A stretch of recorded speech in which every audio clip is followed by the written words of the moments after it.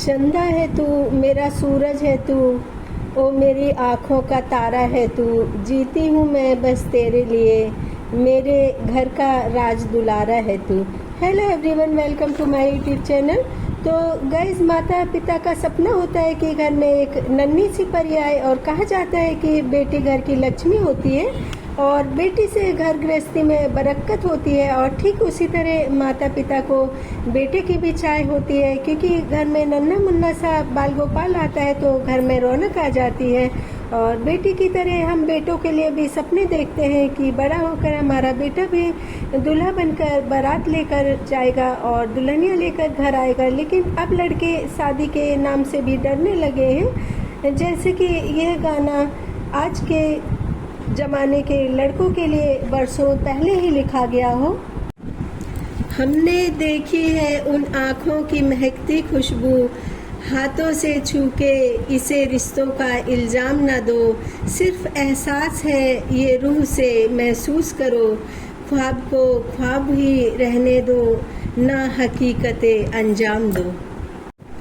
तो कभी एलिमनी के नाम पर तो कभी पत्नी अपने प्रेमी के लिए पति की हत्या कर देती है। लेकिन कुछ दिनों पहले की घटना ने सबको झकझोर कर रख दिया है। इंदौर की सोनम रघुवंशी ने हनीमून प्लान का झूठा नाटक रचकर ऐसी भयानक स्क्रिप्ट लिखी कि शातिर से सातिर क्रिमिनल भी सकते में आ जाए, और एकदम फिल्मी अंदाज में अपने पति की हत्या कर दी। राजा रघुवंशी एक ट्रांसपोर्ट कारोबारी था और राजा रघुवंशी की शादी ऑनलाइन मैरिज ब्यूरो के माध्यम से हुई थी।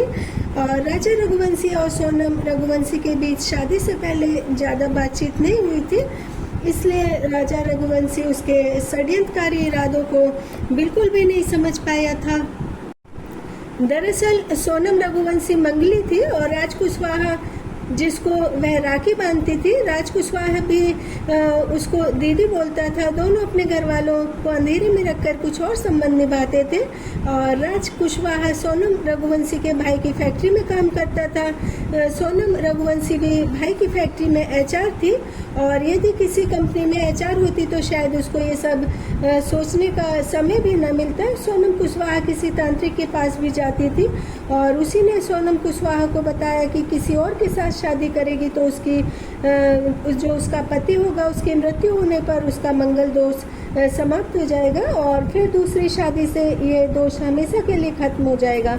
लेकिन कुल मिलाकर सोनम रघुवंशी साइको है। जो भी इंसान इसको एकदम नज़दीक से जानता पहचानता होगा उसे इसके व्यवहार के बारे में बहुत अच्छी तरह पता होगा।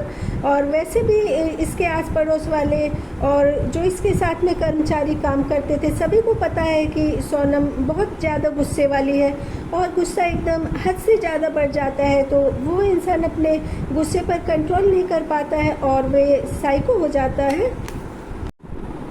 और एक साइको इंसान को आप सामने से देखेंगे तो आप बिल्कुल भी नहीं समझ पाएंगे कि वह क्या सोच रहा है, क्या करना चाहता है। लेकिन ऐसा इंसान बहुत ज़्यादा खतरनाक हो सकता है, बहुत ही खतरनाक साजिश को अंजाम दे सकता है। इसलिए दो चेहरे लेकर घूमने वाले इंसान को जल्दी से जल्दी पहचान लेना चाहिए। और यदि राजा रघुवंशी और उसके घर वाले भी उसके मंसूबों को समझ जाते तो आज राजा रघुवंशी जिंदा अपने परिवार के साथ होता। और शादी के कुछ दिन बाद ही राजा रघुवंशी अपनी पत्नी सोनम के साथ मेघालय घूमने के लिए गया था। और राजा रघुवंशी मेघालय नहीं जाना चाहता था क्योंकि वो अपनी फैमिली की रजामंदी से जाना चाहता था। लेकिन क्योंकि सोनम रघुवंशी उसकी हत्या करनी चाहती थी, उसकी हत्या की स्क्रिप्ट उसने पहले ही तैयार कर ली थी, इसलिए मेघालय जाने का टिकट उसने ही करवाया था, लेकिन वापसी का कोई टिकट नहीं था। और सोनम रघुवंशी पहले कामाख्या देवी मंदिर के दर्शन के लिए गई और राजा रघुवंशी की मदर लगातार फ़ोन पर दोनों से बात करती रही। एक माँ का दिल जो होता है ना, उसको एहसास हो जाता है कि कुछ गलत होने वाला है, लेकिन फिर उसे लगता है कि शायद ये उसका वहम होगा। और जब ये लोग शिलोंग के पहाड़ों पर जा रहे थे तब राजा रघुवंशी की मदर ने फ़ोन पर कहा था, इतनी ऊंचाई पर क्यों घूमने के लिए जा रहे हो।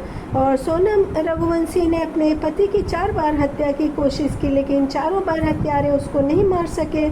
और राजा रघुवंशी थोड़ा सा जल्दी समझ जाता होटल से या कहीं अकेले में जाकर घर वालों को फ़ोन कर देता तो सोनम रघुवंशी के खतरनाक मंसूबों को कामयाब न होने देता। और सोनम रघुवंशी ने सभी हत्यारों के साथ शादी के पहले ही प्लान बना लिया था। सभी आरोपी मेघालय के होटल में ठहरे थे और सोनम रघुवंशी ने राजा रघुवंशी से गाइड के रूप में उनका परिचय करवाया। सोनम रघुवंशी को लगा कि अब इसको मारना मुश्किल है, तो बहुत ही ज़्यादा फ्रस्ट्रेट हो गई और उसने अपराधियों से कहा, यदि तुम लोगों ने इसको नहीं मारा तो मैं खुद को ख़त्म कर लूँगी। फिर हत्यारे उसको पहाड़ पर लेकर के गए और वहाँ से उन्होंने जब राजा रघुवंशी को धक्का देने की कोशिश की तो राजा रघुवंशी ने खुद को बचाने की बहुत ज़्यादा कोशिश की और हत्यारों ने उस पर कुल्हाड़ी से कई वार किए। और जब राजा रघुवंशी की सांसें रुक गई तो सीढ़ियों के रास्ते से ले जाकर के कई फुट गहरी खाई में उसको फेंक दिया। सोनम रघुवंशी सोच रही थी कि अब तो तू अपने मिशन में कामयाब हो गई और जी ले अपने को क्रोध से सूखे राज रघुवंशी के साथ। लेकिन कोई कितना भी बड़े से बड़ा मुजरिम क्यों ना हो, कुछ सबूत छूट ही जाते हैं। तो राजा रघुवंशी के हाथ की घड़ी और उसके टैटू से उसकी पहचान हो सकी। साथ ही सोनम रघुवंशी ने अपनी शर्ट भी वहाँ पर फेंक दी थी ताकि दोनों के घर वाले सोचे सोनम रघुवंशी का अपहरण हुआ है और उसके पति की हत्या हुई है। और सोनम रघुवंशी ने अपने सारे घिनौने कृत्य को बहुत ही गुप्त तरीके से अंजाम दिया।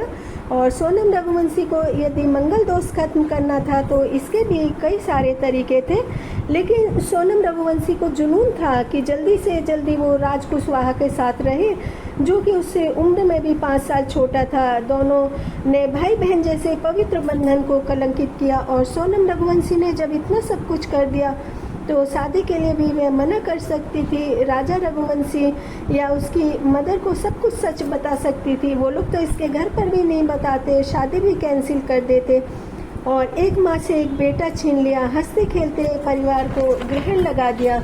लेकिन कातिल कितना भी शातिर क्यों ना हो, वह कानून की सज़ा से नहीं बच सकता है और न ही जिसकी हत्या की उससे, क्योंकि राजा रघुवंशी ने अपनी मौत के कुछ क्षण पहले सोनम रघुवंशी और कातिलों का एक एक पल का वीडियो अपनी आंखों के माध्यम से अपनी आत्मा में रिकॉर्ड कर लिया होगा।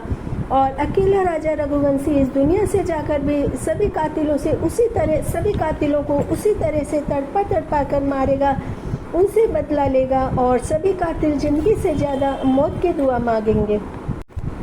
तो इतने मुश्किल वाले केस पर मेघालय सरकार ने इस केस की तह तक पहुंचने में जितना सहयोग किया और जल्दी से जल्दी इस केस के बारे में बता दिया, तो भारत के नागरिकों की तरफ से मेघालय सरकार को धन्यवाद। क्योंकि सोनम रघुवंशी ने तो लगभग सारे एविडेंस मिटाने की कोशिश की और सोनम रघुवंशी का नार्को टेस्ट होना चाहिए, क्योंकि राज कुशवाहा और सोनम रघुवंशी पुलिस पूछताछ में बिल्कुल भी सहयोग नहीं कर रहे हैं। और सोनम ने इस कृत्य को अंजाम देने के लिए हमराज पिक्चर देखी थी, वह इतनी ज़्यादा क्रूर है कि राजा रघुवंशी का अंतिम संस्कार देखने के लिए उसकी हत्या के बाद इंदौर आई। इंदौर में किराए के मकान में रुकी और मोबाइल से उसका क्रिमिनेशन का पूरा वीडियो देखा। और सोनम जैसी न जाने कितनी साइको मुस्कान ग्रस्त होगी और भी न जाने कितनी लड़कियां हैं जो घर में किसी की बेटी, किसी की पत्नी या प्रेमिका का खेल खेल रही हैं। तो महिलाओं ने यदि इस तरह का घृणित अपराध नहीं रोका तो एक दिन कंधा देने के लिए भी पुरुष नहीं मिलेंगे। तो समाज की कड़वी सच्चाई उजागर करने के लिए मेरे चैनल को सब्सक्राइब करें।